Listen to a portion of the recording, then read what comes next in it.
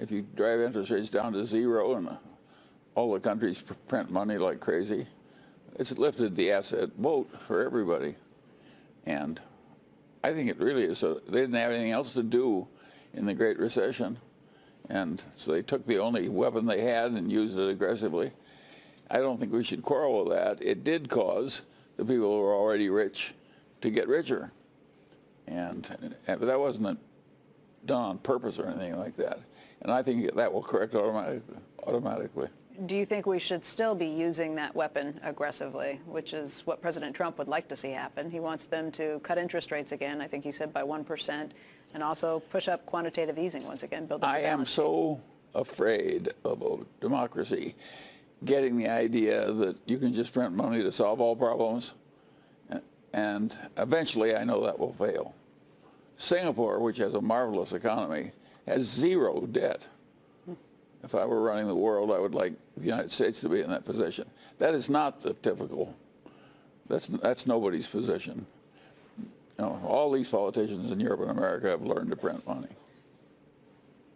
And if we keep at these extraordinary measures for the Fed, I guess not just the Fed here, but central banks around the globe. Yes, but who knows when money printing runs out of control?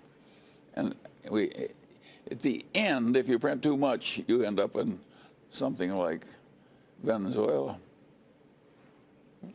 You're not suggesting that happens anytime No, soon. but I don't like the idea. And both parties, you get politicians say, what we've learned is we can print all the money we want. Right. We don't have to raise taxes, we just print.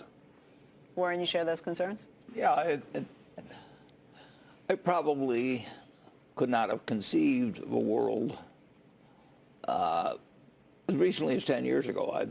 I would not have conceived of a world where you would have full employment, 5% budget deficits, with actually the probability of those rising from that level, and at the same time have the long bond at 3%. I would have said that couldn't happen. And then people now, you have this modern monetary theory, which there's no question you should borrow, any country should borrow money in its own currency. I mean, that is not like it's some great discovery or something that's been announced, but No, it can be overdone. Yeah, and that's the point. I mean, that hasn't solved anything, just to say, well, it's much safer to borrow money in your own currency.